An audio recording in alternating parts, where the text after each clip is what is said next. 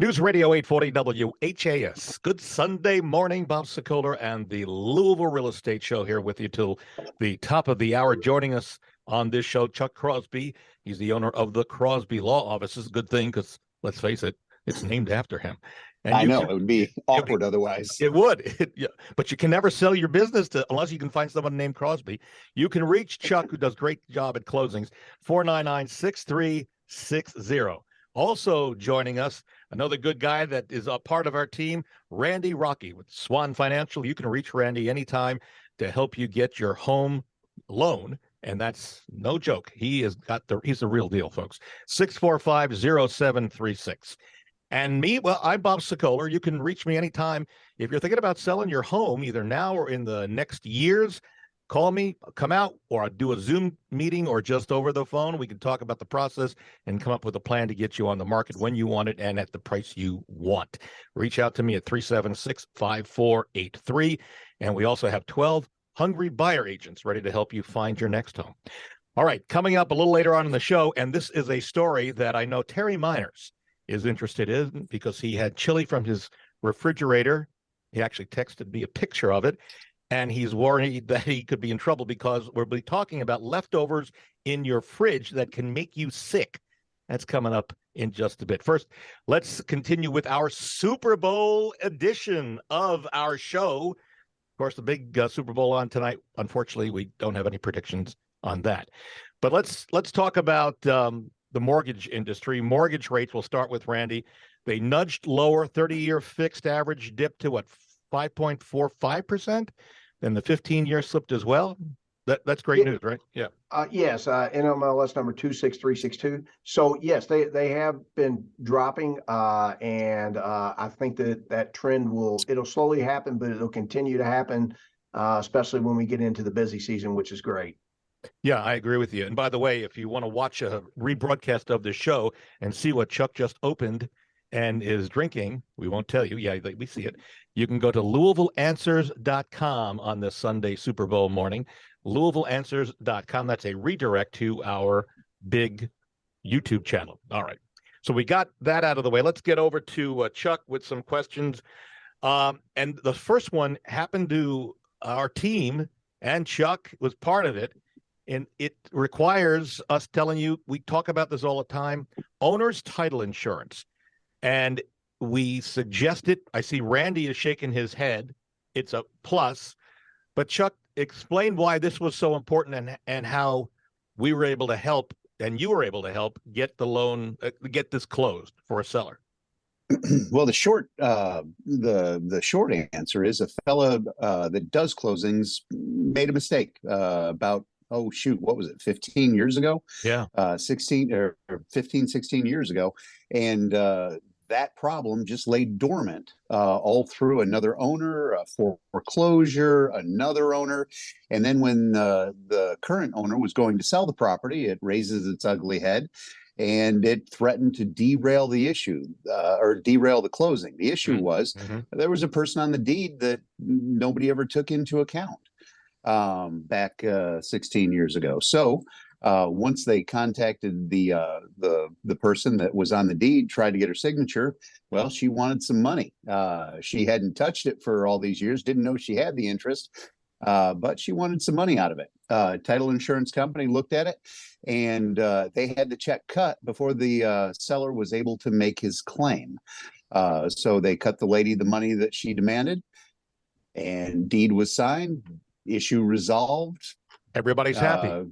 Everybody's happy. Yeah, and this really points out why owner's title insurance is so important, because it may not be the person you're buying it from, but in this case, years and years ago, almost 2 decades ago, this mistake happened, and it just was caught when we had it listed and about to close. So, and the problem is that real estate never goes away. Mm-hmm. If there's an ownership interest in real estate, that's not just going to disappear. So title insurance is something that you need to get.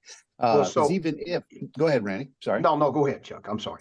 I was going to say, even if you do sell the property, if a problem is found out sometime down later, you're going to get brought into it. Your title insurance is still going to cover you.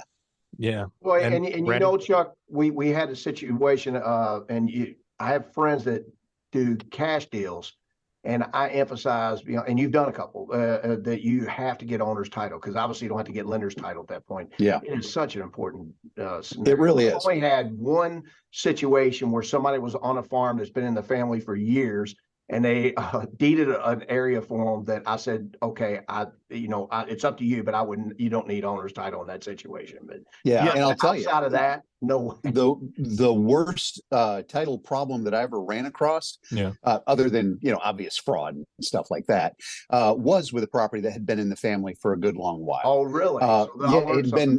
It had been so long that great grandfather had deeded his children lots next to each other. They all built houses on these lots. Well, it turned out that the first house nobody had done a survey on, and all the rest of the houses were based off of where that house was. Oh, geez. So yeah, the owner of lot A had their house on B, owner of B had house on C, and on down the line for about 5 different properties. Oh, wow. Well, thank you for that info. To wrap this up, folks, this is another really good important point why you need owner's title insurance. The bank's going to make you get mortgage title insurance, but when you're asked, do you want it? There's a reason right there to get it. And we believe reviews are also very important in addition to title insurance. And if you want to read about our reviews, we're very proud of them. You can go to LouisvilleZillow.com or LouisvilleGoogle.com, and you can see what we do to help our clients and our folks here in the community. All right. So quick question for you there, Mr. Rocky over at Swan. Misty writes in and wonders, are wood-destroying insect inspections required as a part of the transaction when she is buying or if she's selling a home? No, except for in certain situations, USDA loans. They do have to do it in certain situations on that, but outside of that, no, it is not. And you got the knowing nod of Chuck on that. Did you want to add something is that you right on target? Well, we always see them. I'm told in Kentucky that if you have a house that doesn't have termites, well, that's because it's probably been treated at some point along the way. You're going to have termites in Kentucky at some point. So you're saying, I recommend obviously getting a termite inspection. You're saying though that, Chuck, you're seeing a lot of termite inspection certificates coming across your desk? Oh yeah, always. Okay. Very, very rarely is there a closing without a termite report. It's not required, but I can't imagine not having one. It's just simple due diligence. So next week we're going to talk about what to look for with termites, how to determine, and what to do if you have them. So that's coming up on next week's show. All right, we back over here now to Chuck. Rich wrote us a question in the email. He says, I have a shared fence with a neighbor that's leaning towards their side. It was already like this, he says, when he bought the house months ago. They wrote to Rich that they had the fence completely replaced, including new posts back in 2008. So what are we talking about? 15 years ago or so? That's why they have a picket side facing them, the neighbors. I guess that's pretty standard, right? The picket side should be going, shouldn't the my understanding is it goes towards the neighbors. It goes to the neighbors. Well, then it should have been going towards Rich's house, not towards the neighbors who paid for it, right? That's my understanding as well. And the question is, whose land does it really sit on? I can't say as I see a whole lot of shared fences. Now, some people will do it, on a farm or, things like that. But typically, one person or the other owns the fence. And you can usually tell, do a survey, see which side it's on. The problem that I see arising is when property A puts up a fence, but whoops, it sits on property B. That's when you need a lawyer to get involved and draw up some paperwork. Otherwise, you'd have to pull up the fence and put it back on your property. Well, that's great advice, because Rich is saying that the neighbors wrote him a letter asking him to address and correct the falling fence. However, Rich is saying, I don't believe I'm responsible for the repairs. So who's responsible? Well, you use the phrase shared fence. If it's a shared fence, chances are there's a shared fence agreement. Normally what you see is a shared driveway agreement. I can't say as I've really seen a whole lot of shared fences. But if it is a shared fence, there's a shared fence agreement, and that agreement should point out who owes, who is supposed to do the repairs and that sort of thing. But if there's no shared fence agreement, we go back to getting where does it survey? sit? Yeah, which Yeah, side where of does the it sit? yeah. So if it's on your side, and what happens if it's on both sides? If it's right down the middle or it goes back and forth, then they share the expense. Is that what you would suggest? Well, no, then you have to, okay. There is no quick answer to that scenario. Right. Okay. That's why I always say apple pie diplomacy. You need to get two people to be reasonable and make a decision. If it is on both properties and they don't mind where it's at, well, let's get an agreement together saying, hey, this fence sits here, this fence sits here. This is who's responsible for maintenance and these amounts, et cetera, et cetera. At a variety of camps down in Litchfield, I've put together agreements like this, and you state out who owes what to whom and who does the repairs. Absent that, then it's just a couple of guys that can either agree reasonably or take it to court. Rich, we're going to be giving out Chuck's number in just a short while, so you'll want to jot that down and give him a call if you so choose. Randy, Scott emailed this question to us. He says, what happens, and Chuck, you may want to jump in on this as well, but Scott's asking, what happens if you default on your mortgage for 120 days? So you don't pay it for 120 days. Well, it depends on the lender. But in most situations in that you're going to go into foreclosure, and usually unless you pay it off, when you're in foreclosure, it goes to auction. So that's what happens if you get 120 days in most situations. You're first put on a list pending, right, Chuck? At that well, point? There a couple carts before the horses here. Okay. Typically, you have a note. Note says you're going to make your monthly payment. You don't make that monthly payment, they send you a notice that says, hey, you didn't make your monthly payment. You got 30 days to make that payment. If you don't make that payment, they can declare you in default. If they declare you in default, they'll accelerate the loan, which is to say, we want all our money right now upfront, period, which obviously you wouldn't be able to pay, because if you could, you'd have been making your monthly payment, right? At that point, if you don't pay, they'll send it off to the attorney to start the foreclosure. My experience is that there's no hard and fast date. I've seen them go longer than 4 months. That's right. Typically about 4 months, and it's going to end up in the hands of an attorney. When it ends up in the hands of the attorney, he's going to run the title, do all the work there, probably take a couple, 3 weeks, and then they file the lawsuit. Now, when they file the lawsuit, they're going to file that at the courthouse, but then they're also going to take what you mentioned, a lis pendens. That's Latin for lawsuit pending. And then you take that to the county clerk's office and you record that where the deeds go.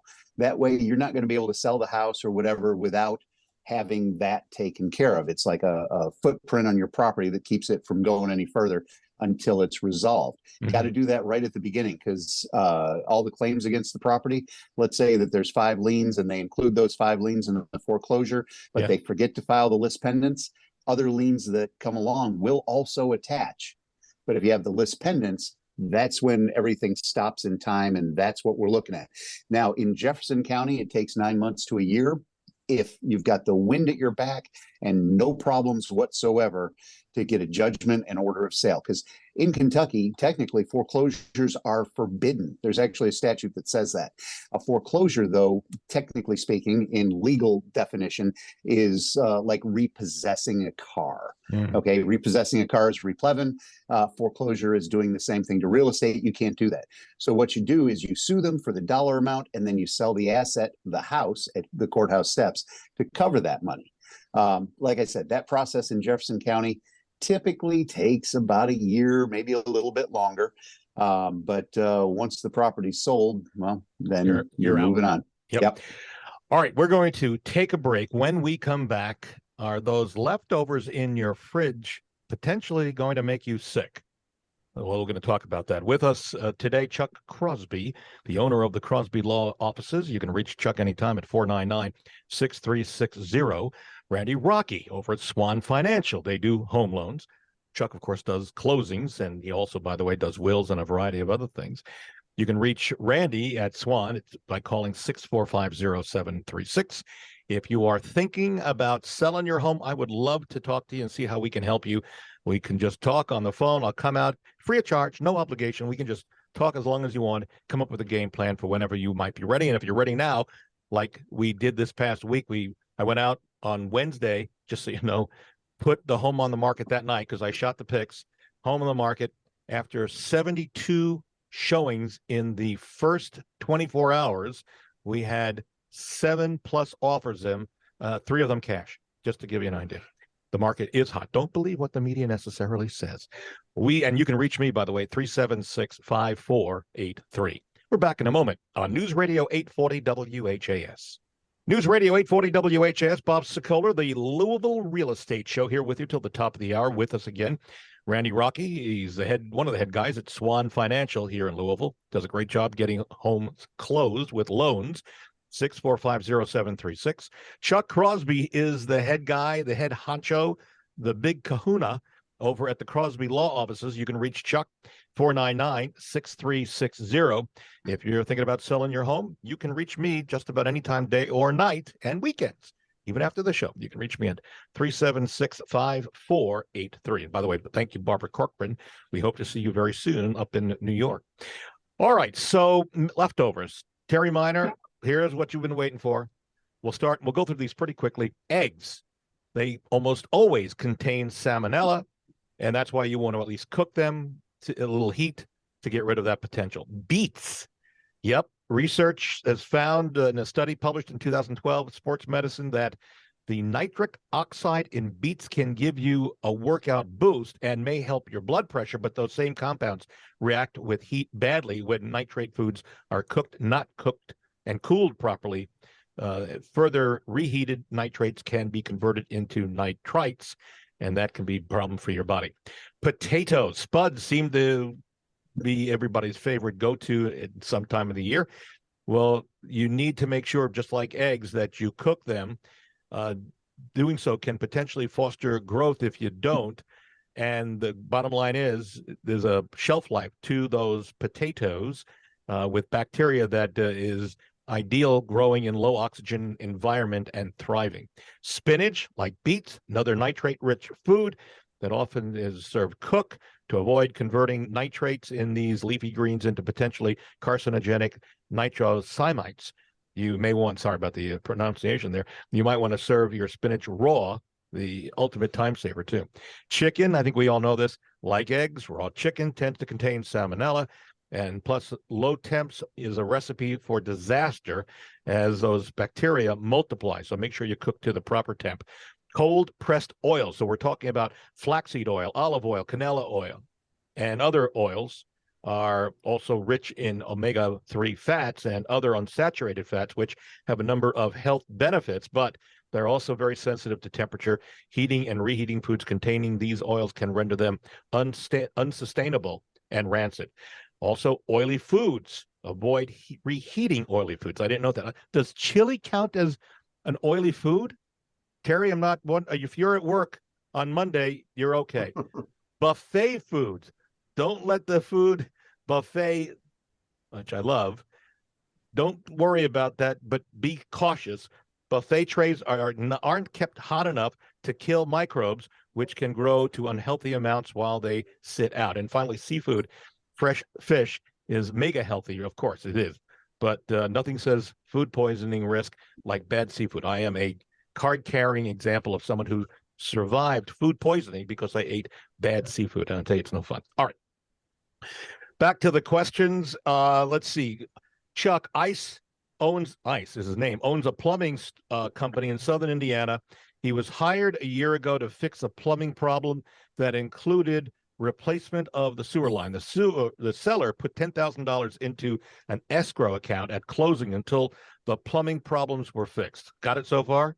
Not so unusual, right? The attorney that closed the loan was going to give us, I guess this case, ICE, the money when the work was completed.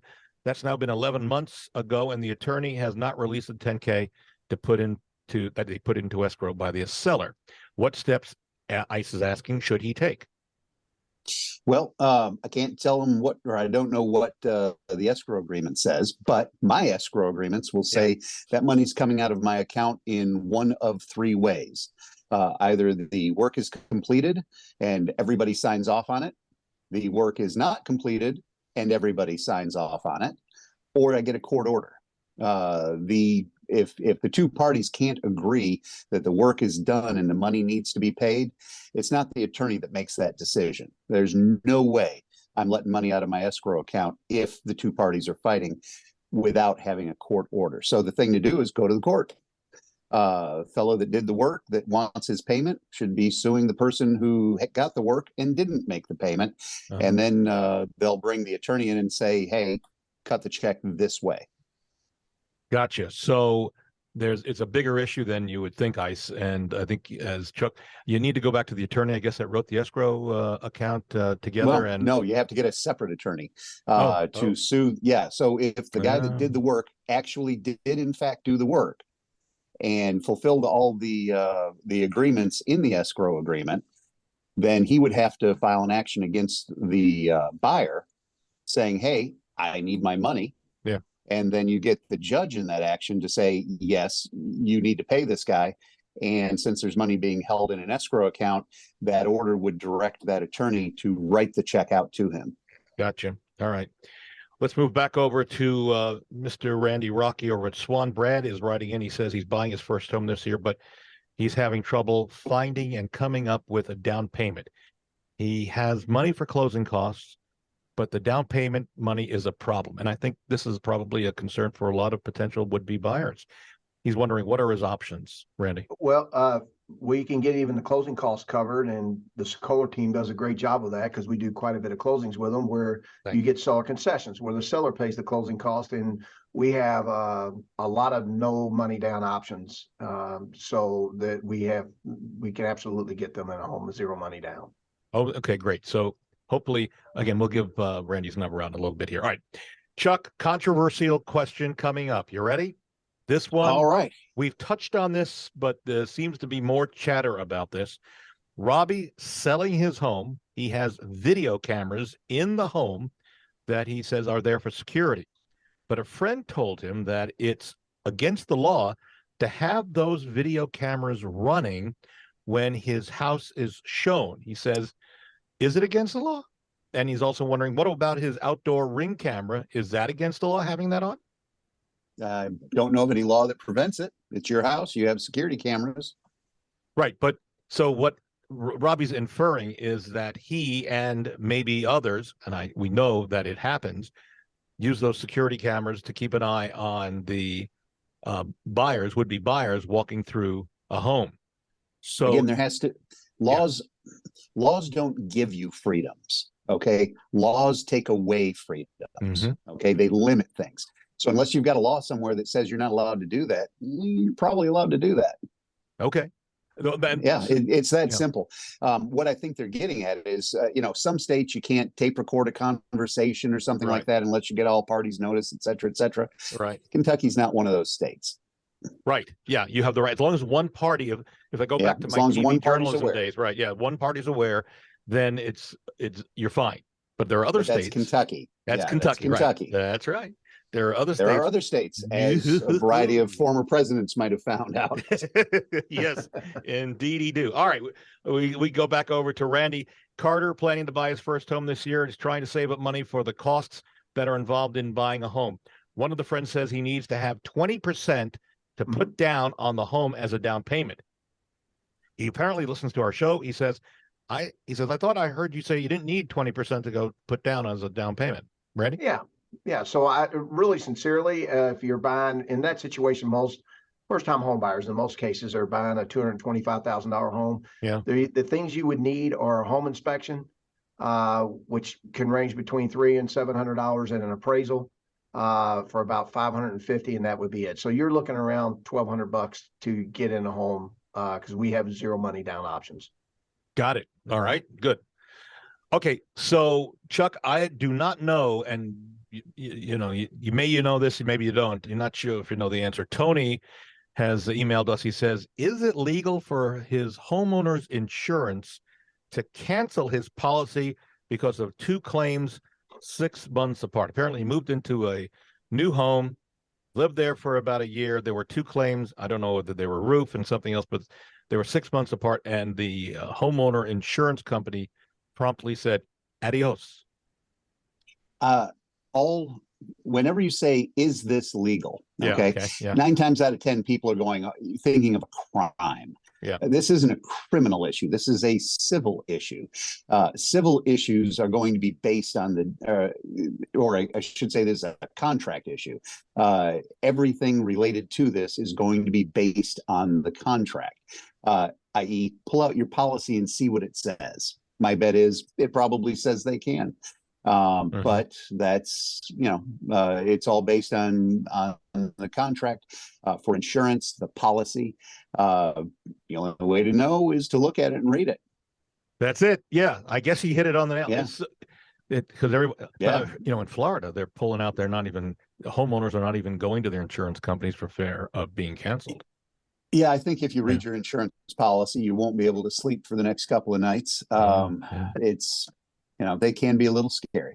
Yeah, my brother Corey lives down there now, and he's going through that. Not so good. Yeah. All right. So if you want to see what our sellers are saying about us, you can go to LouisvilleSellersTalk.com as we wrap things up. My thanks, by the way, to the folks who have been with us for the past 30 minutes. Great guys. Chuck Crosby. He's the owner of the Crosby Law Offices. And again, he does great closings. I mean, he's entertaining. He's witty. There's always knowledge, fun, and he gets the job done without feeling like you're being pressured. So it's just a great feeling to work over with Chuck. You can reach him for doing wills as well and many other things. 499-6360. And also Randy Rocky. He's the owner of the Swan Financial Group. He's does a great job on financing. You can reach Randy at 645-0736. And if you're thinking about selling, listen, right now, I gave you one example of just how hot this market is. This past Wednesday, 72 showings and then 7+ offers, 3 of them cash. Wow. This is really the time. Don't wait till later in the year, because then you got a lot of other homes on the market. Buyers are out there, they're combing, they're looking, they need a home, and you can be the one. So call me. We'll talk about it. No obligation, no cost to call me and for us to come out and talk about the process. You can reach me at 376-5483. We are out of time. See you next Sunday on News Radio 840 WHAS.